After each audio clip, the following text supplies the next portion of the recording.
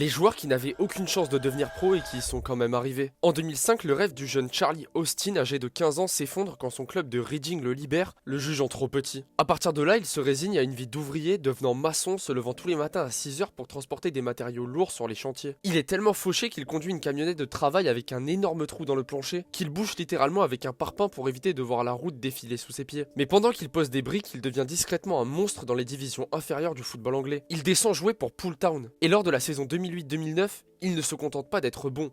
Il est inarrêtable, inscrivant un total hallucinant de 46 buts en 46 matchs. Et pourtant, malgré ces statistiques, la porte du monde professionnel se referme encore sur lui. À cause d'un problème administratif totalement absurde, l'entraîneur de Bournemouth en 2009, Eddie Howe, veut absolument le recruter après un essai concluant. Mais un embargo strict sur les transferts interdit au club d'enregistrer de nouveaux joueurs. Le transfert tombe à l'eau et Charlie retourne sur les chantiers. Puis la chance frappe enfin de la manière la plus improbable. Un recruteur de Swindon Town assiste par hasard à un petit match contre Moneyfield, où il voit Charlie inscrire 5 buts. Swindon le signe immédiatement. Il quitte alors son travail de maçon et prouve instantanément qu'il a sa place, marquant seulement 3 minutes après sa toute première titularisation professionnelle contre Carlisle. Mais le plus fou reste à venir. En 2014, le type qui bouchait le trou de sa camionnette avec une brique est désormais titulaire en première ligue avec les Queen's Park Rangers. Cette saison-là, il inscrit 18 buts, soit plus qu'Alexis Sanchez et qu'Eden Hazard. Et il finit même par être convoqué en sélection avec l'Angleterre.